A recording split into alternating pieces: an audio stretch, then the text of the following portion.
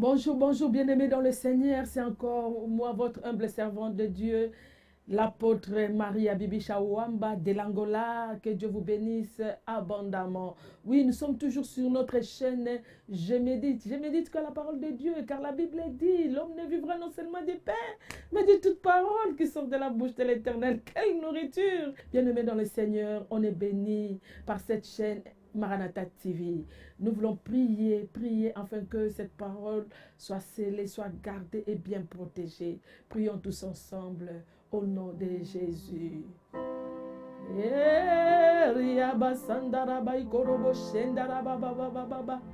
Seigneur, nous voulons te dire un grand merci.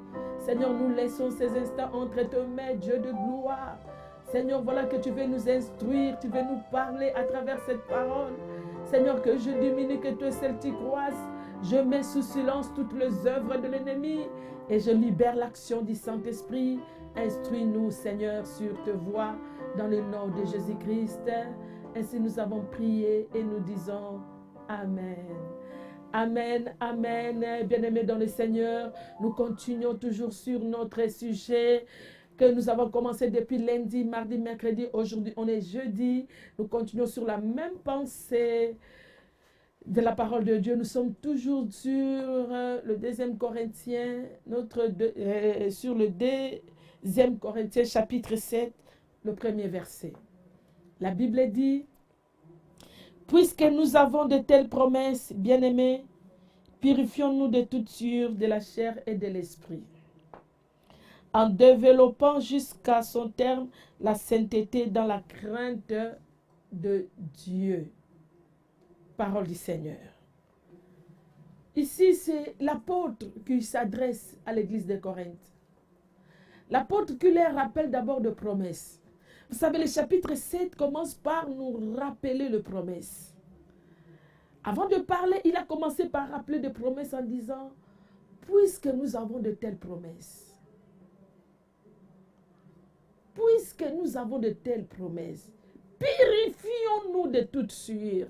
Donc cela veut dire, si l'homme doit faire d'efforts à se purifier de toute sueur de la chair et de l'esprit, en développant, la Bible dit, en développant jusqu'à son terme la vie de sanctification. Si l'homme doit aller jusqu'à non seulement abandonner le mal, mais en développant jusqu'à son terme une vie de sainteté. Cela veut dire d'être mis à part pour le Seigneur. C'est parce que ta vie est liée à beaucoup de promesses. Veux-tu vivre toutes les promesses de Dieu? Commence à développer une vie de sainteté.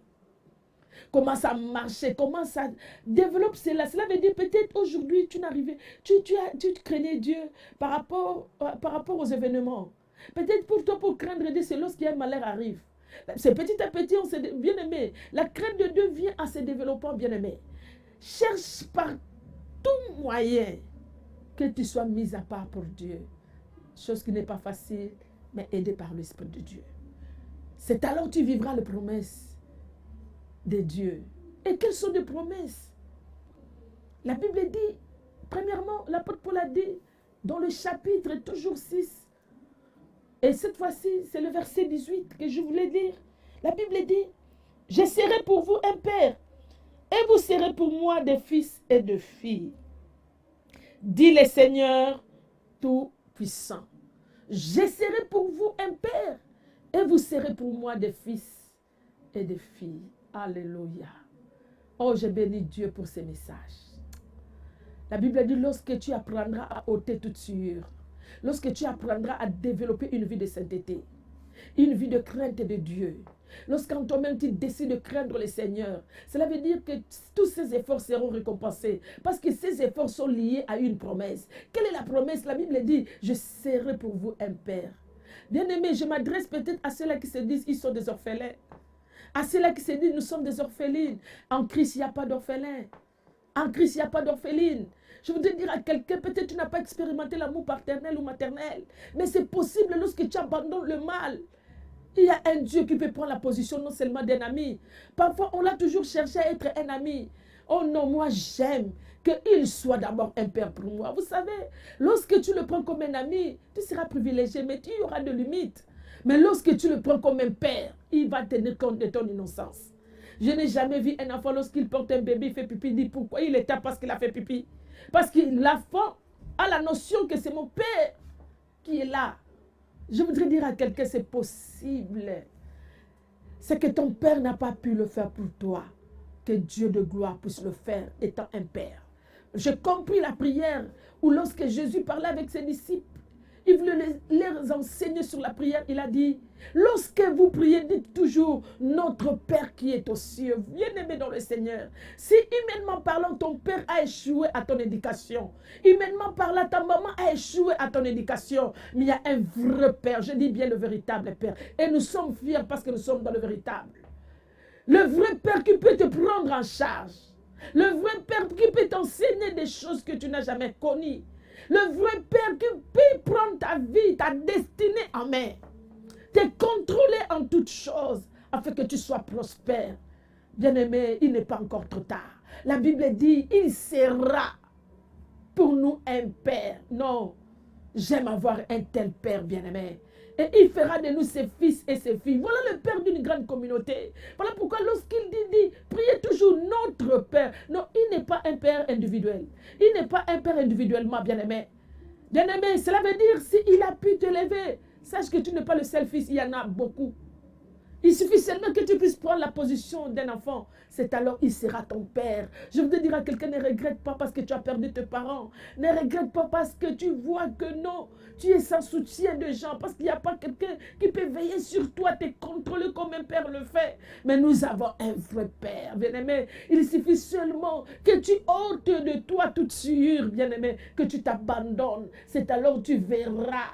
Tu vivras cette intimité. Je voudrais prier pour toi maintenant. Je voudrais dire à quelqu'un qui sent qu'il est abandonné, il est sans soutien d'un père. Tu peux être un fils et une fille. Bien-aimé, lorsqu'on devient des fils et de filles, on a droit à l'héritage. Parce qu'un serviteur, il travaille pour un salaire. Mais un fils travaille pour l'héritage. Je voudrais dire à quelqu'un, même si tes parents n'ont pas pu te céder de maison, même si tes parents n'ont pas pu te prendre en charge. Mais lorsque tu deviens un fils, lorsque tu deviens une fille de Dieu, tu as droit à l'héritage. Un fils ne mérite pas un salaire, mais il mérite un héritage. Je prie à ce que le Seigneur te ouvre des opportunités d'un fils. Je prie à ce que le Seigneur te donne ce que la main d'un homme n'a pas pu te donner. Je prie à ce que le Seigneur te ramène là où personne n'a pas pu le faire. Oh, Ramaseka Maikoroboshe, Rabasandara Maikoroboshe, Narababa. Nagawega Baba Sandara Maikoroboshe, Narababa. Je voudrais ramener quelqu'un qui se sentait égaré et perdu. Tu peux retrouver encore l'amour de ses grands-papas. Un grand-père qui t'attend, Jésus. La Bible dit un fils prodigue était allé après avoir tout gaspillé, mais le père était sorti. C'est que sur le chemin pour atteindre son fils, et que tu expérimentes l'amour de Dieu ce matin, je prie à ce que tu te retrouves entre les mains de ton Père Céleste maintenant, que le Père ouvre nos portes, que le Père donne toutes les bénédictions réservées au Fils et la mère bénédiction. C'est son héritage que Dieu nous donne. Au nom de Jésus, tu as droit à l'héritage. Lorsque je parle de l'héritage, on en a beaucoup à hériter de lui. La protection divine, c'est notre héritage. La parole de Dieu, c'est notre héritage. La protection divine, c'est notre héritage. Qu'est-ce que tu peux encore chercher? Le nom de Jésus-Christ, c'est notre héritage. Il nous a donné un nom qui est au-dessus de tout nom. À partir de ce nom, tous génies doivent fléchir et toutes les langues doivent confesser que Jésus est Seigneur. Je prie à ce que tous ceux qui ont veulent ta vie se sentent dans la confusion, car tu es le Fils et la fille de Dieu. Tu mérites l'héritage dans ta vie. Au nom de Jésus, il n'y a plus de condamnation pour ceux-là qui sont en Christ. Je brise toutes les barrières qui t'ont bloqué, afin que tu puisses parler comme l'apôtre Paul a dit. Ce n'est plus moi qui vis, mais c'est Christ qui vit en moi. Au nom de Jésus, que ta maison soit libérée, que tes enfants soient libérés dans le nom de Jésus, que le Seigneur puisse avoir la même mise sur toi, parce que tu es son fils, parce parce que tu es sa fille. Que le Seigneur puisse avoir la même mise sur ta maison, sur ton travail et sur ta destinée. J'empêche la gloire de tes ennemis. J'empêche, bien-aimé, la gloire de tes ennemis sur ton chemin. Au nom puissant de Jésus, que ceux-là qui attendent ta honte, ils seront dans la confusion. Car la Bible dit, lorsque nous tournons le regard vers l'Éternel, on est rayonné de gloire et le visage ne se couvre point de honte. Sois béni, toi, fils de Dieu, fille de Dieu. Sois béni car tu fais partie de cette grande famille dans le nom de Jésus. Que le Seigneur te bénisse. Ainsi nous avons prié et nous disons tous 3 fois Amen. Amen. Amen. Amen. Oh là là, que Dieu te bénisse, fils et fille de Dieu. Que Dieu puisse te faire du bien.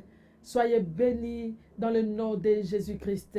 Continuez toujours à nous suivre sur notre chaîne Maranatha TV, notre canal 142 Arao, et tu ne seras pas déçu. Nous sommes toujours sur YouTube aussi. Suivez-nous et Dieu te fera du bien. Un grand merci à toute l'équipe technique. Bon week-end, que Dieu vous bénisse abondamment. Et merci à notre leader, notre couple, l'évêque Jean-Claude Mosengo et pasteur Thérèse Mosengo. Que Dieu vous bénisse. Soyez bénis.